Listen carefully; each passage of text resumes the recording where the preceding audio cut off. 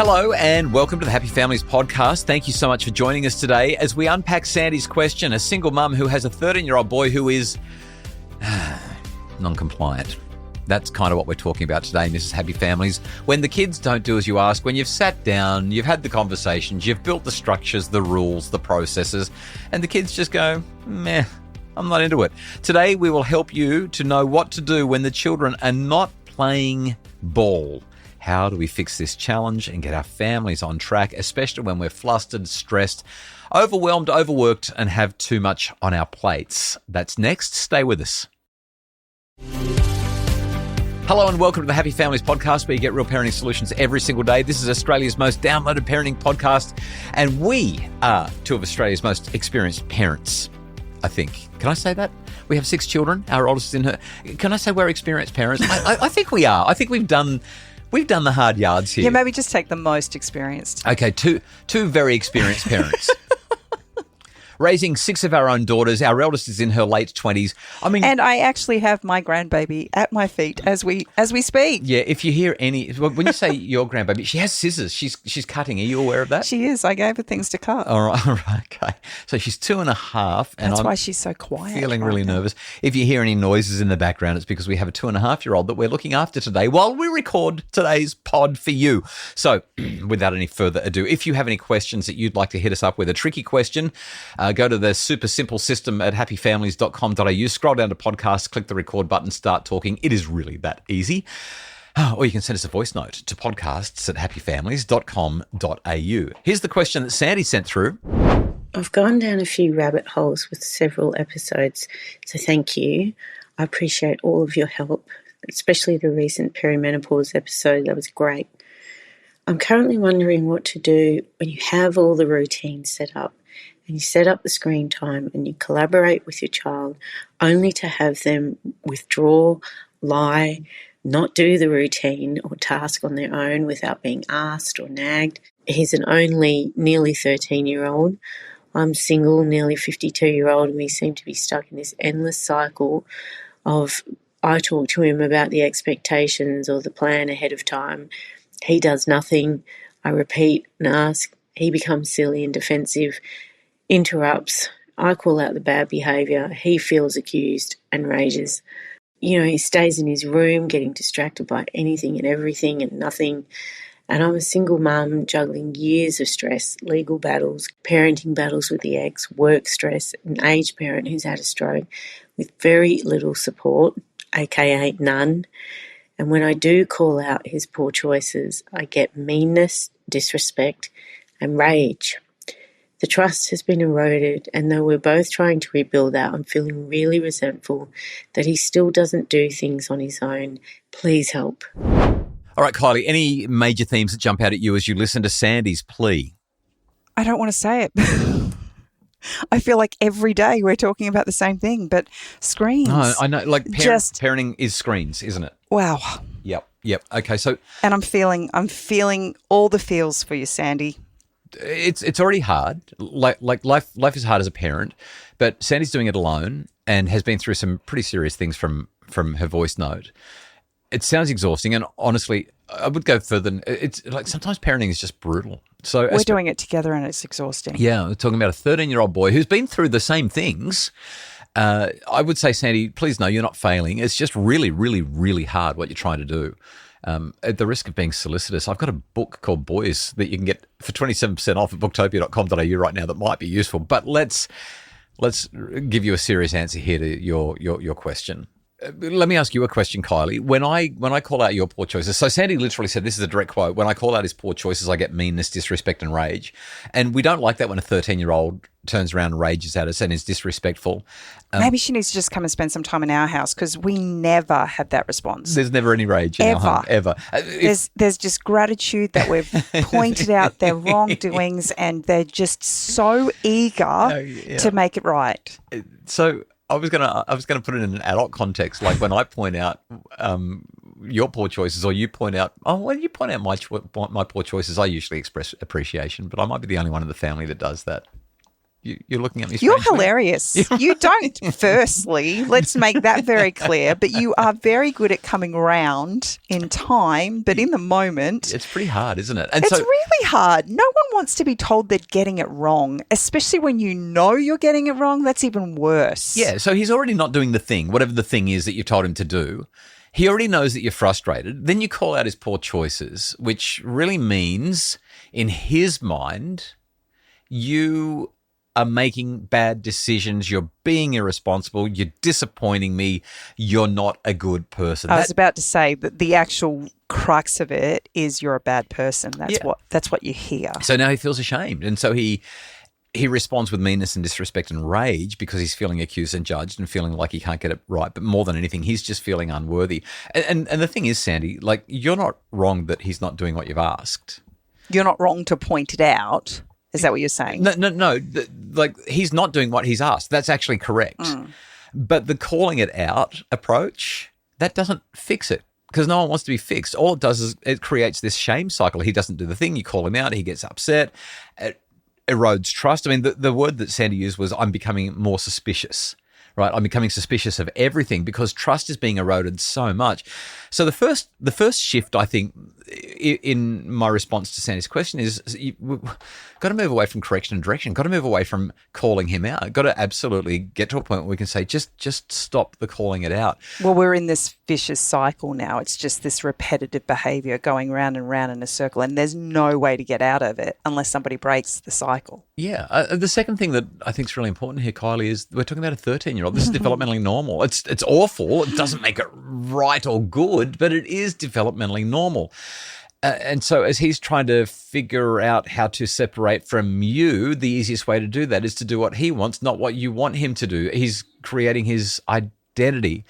And I'm going to sound really pessimistic here, but if he doesn't want to see your point of view about something, then no amount of collaboration, none whatsoever, is going to magically make him compliant. So I think we need to change the question. Rather than how do I get him to do what I want, the question is how do I get him to want what is in his best interests? Because his idea of what's in his best interests and what's actually in his best interests are two totally different things. And after the break, I'm going to tell you what we do in our family to do that and give you a couple of pointers on what you can do to get it happening with your son. Stay with us.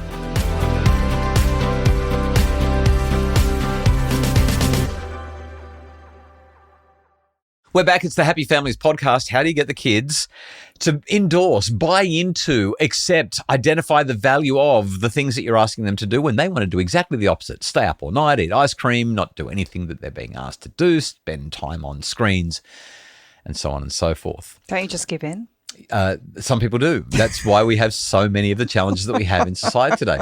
The thing that I've really been working on with our kids when this stuff is blowing up, and ideally it happens before it blows up, although not always, is I want to talk to them about trust.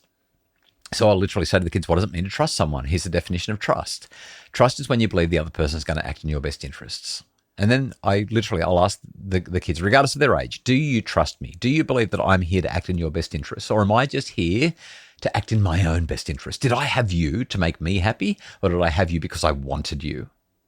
And so the conversation really needs to get to a point where your child can acknowledge and recognize that you as a parent are there to act in their best interests.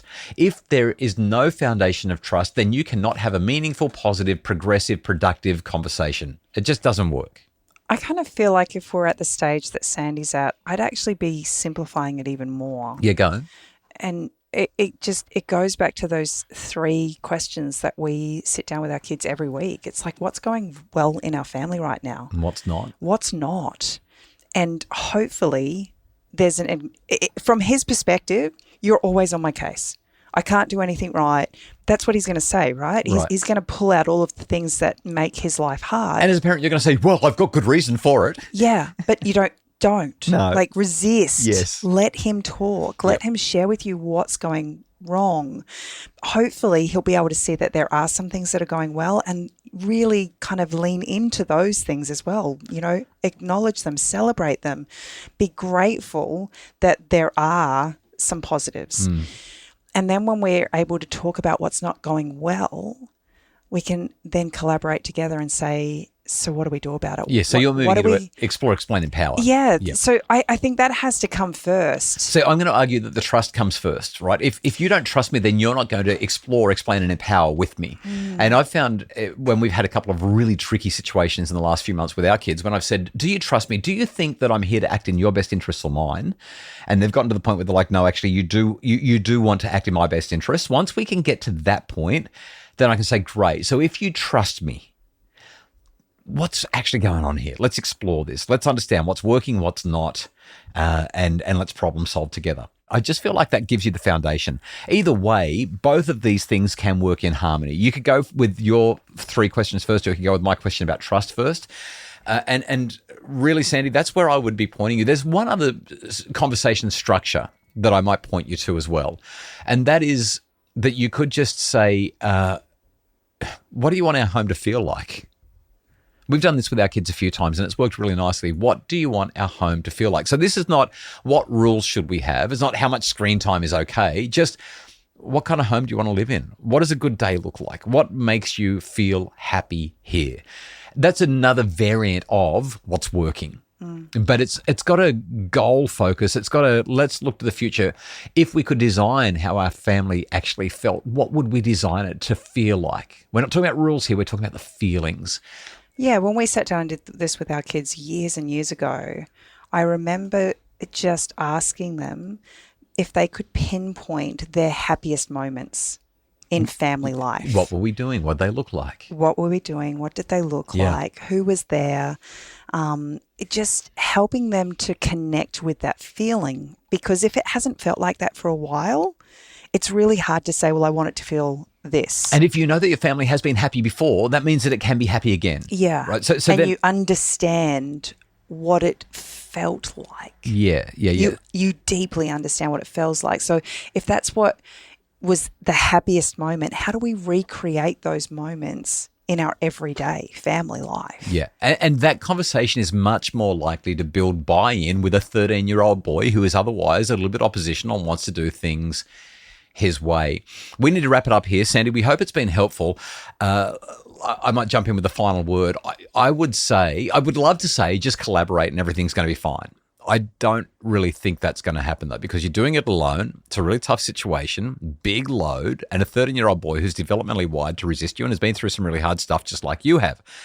But this current approach of setting expectations, and you're the one who's doing all of this, then he doesn't meet them and you call him out and he gets upset. It's not working. So stop calling him out. Stop deciding for him. Stop trying to control him into compliance. Instead, start getting curious. See if you can create a vision together about what he wants and what you want, and develop it in a way that gets his buy-in. What do you want to have him feel like? Where's the tension? What solutions do you see? And then just listen, like really listen. Don't correct, don't veto, just listen. Don't think you're going to fix everything quickly. This stuff takes a while to build up and it takes a while to unpack. But if you do start on this, it will increase responsibility, and I believe that it can break the cycle that you're in. Thank you so much for the question. If you have a tricky question for us, hit us up at happyfamilies.com.au. There's a super simple system there where you just click the record button and start talking, or send us a voice note to podcasts at happyfamilies.com.au. The Happy Families podcast is produced by Justin Rawlin from Bridge Media with additional support from Mim Hammonds. If you'd like more info about raising great boys, building strong young men from the inside out, you can find Boys by Me wherever you buy books, but booktopia.com.au has it for 27% off right now if you pre-order. Jump online and grab a copy and make your family happier. More resources also at happyfamilies.com.au. Back tomorrow on the Happy Families podcast with an interview with Robin Bailey.